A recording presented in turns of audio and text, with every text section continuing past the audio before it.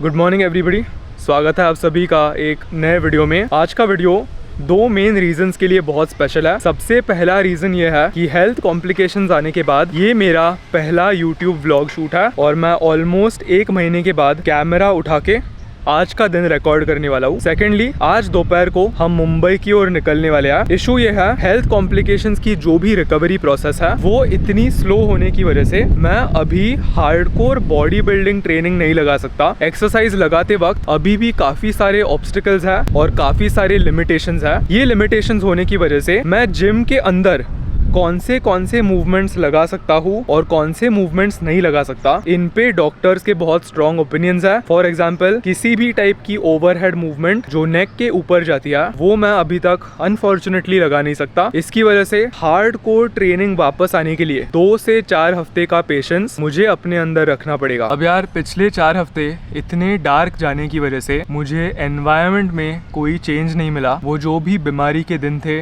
और health complication के दिन थे, उन दिनों में मैं आइदर अपने कमरे में बेड रिडन था या मैक्स टू मैक्स बालकनी में जाके थोड़ा सा ब्रेक ले पाता था। अभी इस मोमेंट पे मैं फॉर्चुनेटली फिजिकली थोड़ा सा ओके हूँ और हेल्थ इश्यूज 99% चले गए हैं। इसकी वजह से आने वाला जो भी रिकवरी फेज है वो घर पे कमरे में बिताने के बजाय मैं ट्रैवल करने वाला हूँ और हमेशा की तरह आप सबको अपने साथ लेके जाने वाला हूँ। ट्रैवलिंग करने से 2 चीजें होंगी। सबसे पहले, मैं जिस एनवायरनमेंट में बीमार था उस एनवायरनमेंट से मैं दूर हटूंगा, जिससे सिर्फ फिजिकली नहीं पर मेंटली भी बहुत ज्यादा मदद मिलेगी। एंड सेकेंडली, ट्रेनिंग के साथ साथ मेरी एक दूसरी पैशन है जो मेरे दिल के बहुत करीब है और वो है क्रिएशन। क्रिएशन को अगर हमने एक्सपैंड किया तो उसमें स्क्रिप्ट राइटिंग आता है, वीडियोग्राफी आता है, एडिटिंग आता है, सिनेमाटोग्राफी आता है। ये सारी चीजें मेरे दिल के इतने करीब वाली चीजें होने की वजह से ट्रैवल करने से मैं वापस क्रिएट कर पाऊंगा। और जब मैं एक क्रिएटिव स्टेट में होता हूँ तो मैं मेंटली बहुत ज्यादा खुश होता हूँ। That again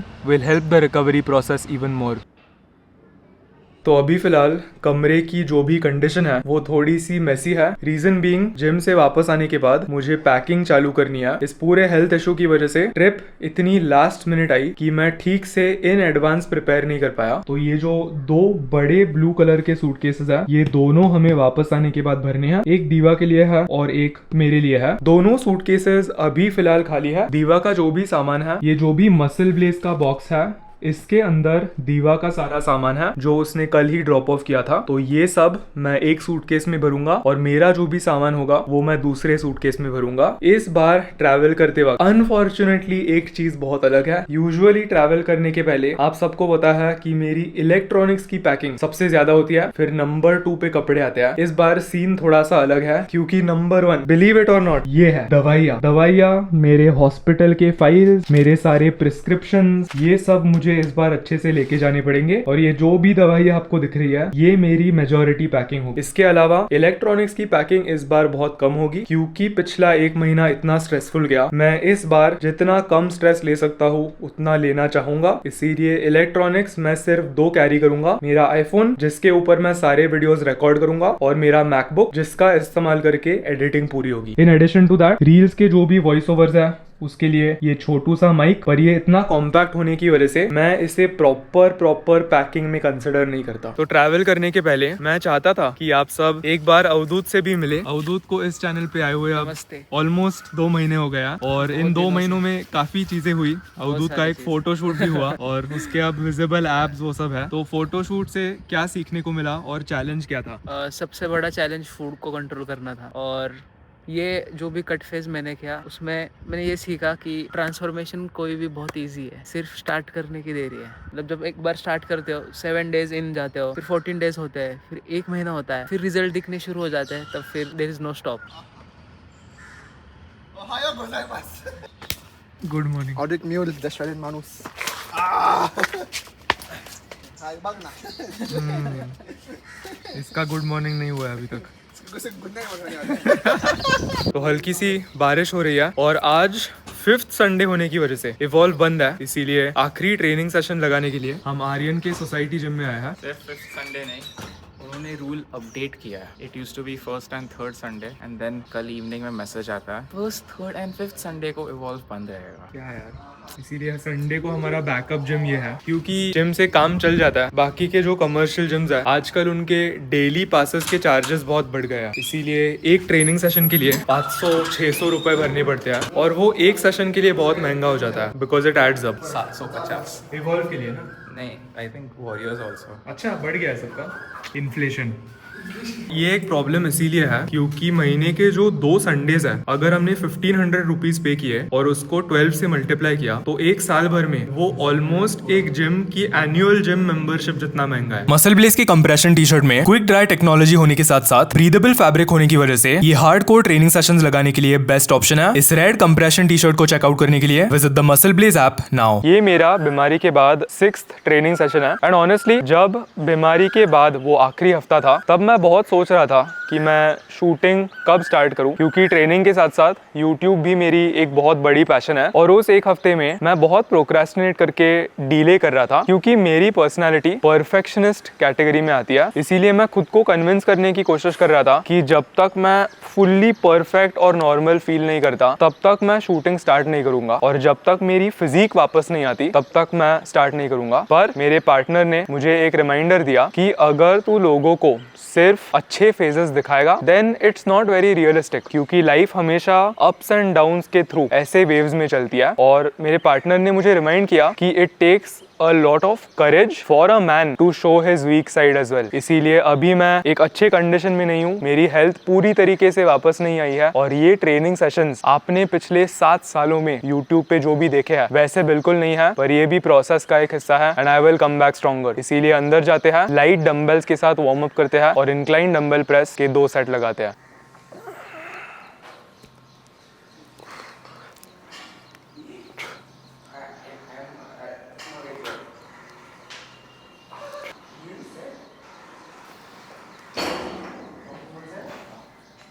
You just pick it up from there. My friend.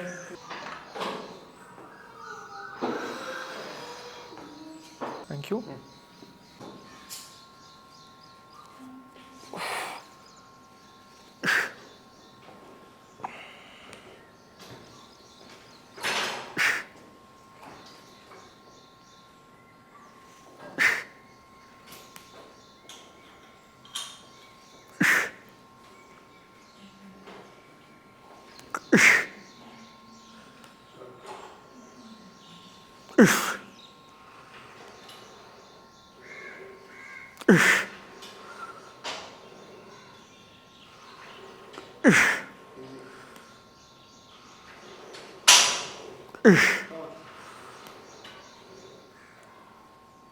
Help.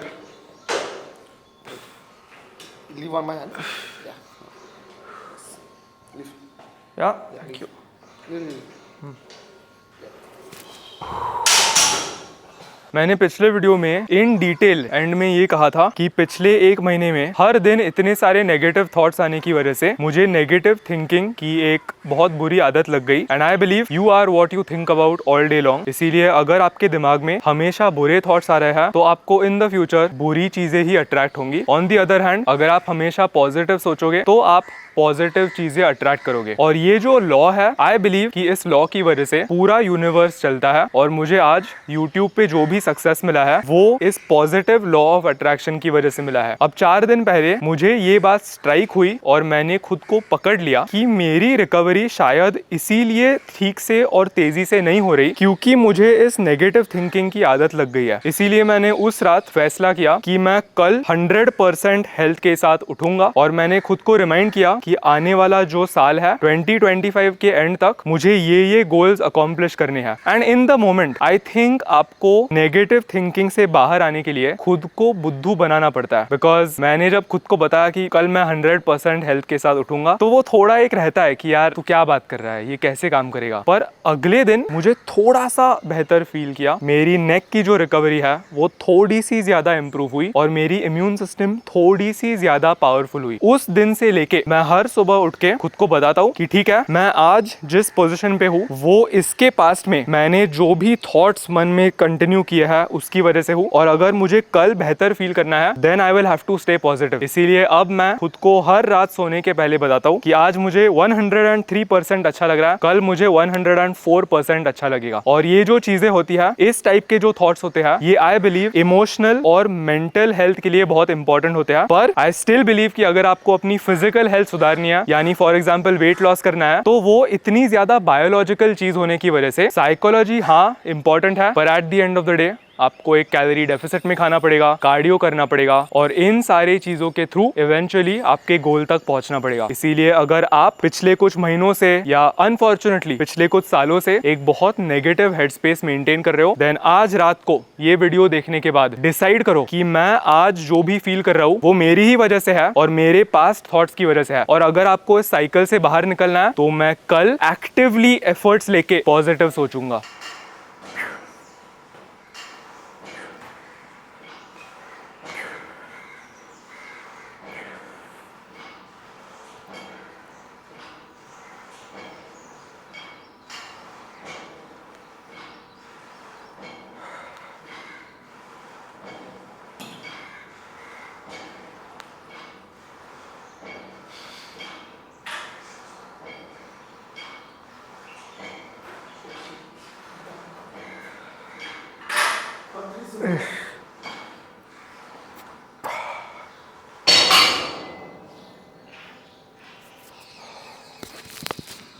Last set, best set. Let's go home. तो ये करना मेरे लिए आज थोड़ा सा मुश्किल था क्योंकि मुझे खुद को बहुत ज़्यादा मसल मास के साथ देखने की आदत है और एक बहुत अच्छे बॉडी कॉम्पोजिशन के साथ देखने की आदत है। इन पिछले 4 हफ्तों में मैं सिर्फ लेग्स में क्वाड्स, हैमस्ट्रिंग आइसोलेशन और बाइसेप ट्राइसेप आइसोलेशन ये थोड़ा ठीक से कर पाया, पर शोल्डर्स की अगर बात की, बैक की अगर बात की, तो वो 1 महीने में ऑलमोस्ट अनट्रेंड ही है। इवन चेस्ट के लिए मैं जो भी कर पा रहा हूँ, ऑफ कोर्स मैं बहुत ग्रेटफुल हूँ, पर कोई हैवी कंपाउंड प्रेसिंग मूवमेंट ना होने की वजह से और चेस्ट के जो भी मूवमेंट्स है वो नेक से इतना क्लोजली टाइड होने की वजह से मैं उसे भी ठीक से ट्रेन नहीं कर पाया। इसीलिए मेरा जो टॉर्सो है, यानी शोल्डर्स, चेस्ट, बैक, इन 3 मसल ग्रुप्स ने सबसे बड़ा झटका लिया है। और फिजिक में जो भी मसल लॉस है, जो भी फ्लैटनेस है, वो मुझे हर रोज़ दिखाई देती है। इसीलिए एक ऐसे हालत में YouTube वीडियो शूट करना मेंटली थोड़ा सा मुश्किल था, बट ये भी जर्नी का हिस्सा है। ये करंट फिजिक है, हम स्लोली रीबिल्ड करके एक ऐसे लेवल तक पहुंचेंगे ईयर एंड तक जहाँ पर होपफुली मैं 75 kg विद एब्स ऐसे बॉडी वेट पे होऊंगा। तो अगर वैसा होगा I will be more than happy. पर अभी के लिए ये कंडीशन है, back,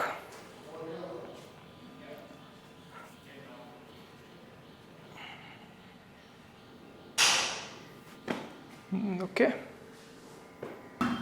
Safe flight. Take my switch. Yes. Touchdown in Amsterdam. See you. Straight to the cabin. Serious bro.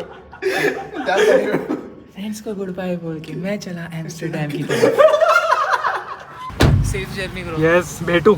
हाँ, क्रिएट कर मस्त। Yes, bug. तो यार कपड़ों की पैकिंग पूरी हो गई है। इसके साथ साथ मैं डिटर्जेंट भी लेके जाने वाला हूँ ताकि मैं वहाँ पे कपड़े अच्छे से धो पाऊंगा। ये भी एक रीजन है कि कपड़ों की पैकिंग एक 2.5 हफ्ते के ट्रिप के लिए इतनी ज्यादा नहीं है। वहाँ पर मैं हर हफ्ते के एंड में अपने खुद के कपड़े धोऊंगा, उन्हें सुखाऊंगा और फिर अगले 1 हफ्ते के लिए वही सेम कपड़े इस्तेमाल करूंगा। अभी इलेक्ट्रॉनिक्स की पैकिंग करते वक्त मुझे एक चीज स्ट्राइक हुई। चीज यह है कि यूरोप लेके जाने के लिए मेरे पास कोई प्रॉपर अडेप्टर नहीं है और ये मुझे एकदम लास्ट मिनट स्ट्राइक हुआ। ये अडेप्टर काम नहीं करता और ये अडेप्टर मैंने साप्पोरो जापान के एक हॉस्टल से बोरो किया था और ये कभी कभी चलता है, कभी कभी नहीं चलता। तो ये 50-50 होने की वजह से मैंने तुरंत आर्यन को फोन लगाया। उसके पास घर के अंदर हमेशा एक इलेक्ट्रॉनिक की दुकान ही होती है, तो फॉर्चुनेटली पोर्टर, डंजो ऐसे सर्विसेज होने की वजह से अगले 20 मिनट के अंदर आर्यन उसका यूरोप ट्रैवल अडेप्टर हमें भेजेगा और फिर मैं उसे अपने बैग के अंदर पैक करूंगा। पर अच्छी चीज है, आई एम हैप्पी कि मुझे एकदम लास्ट मिनट इसका इम्पोर्टेंट स्ट्राइक हुआ, वरना यूरोप में थोड़ा प्रॉब्लम आ जाता। तो तैयारी वायारी सब कुछ हो गई है,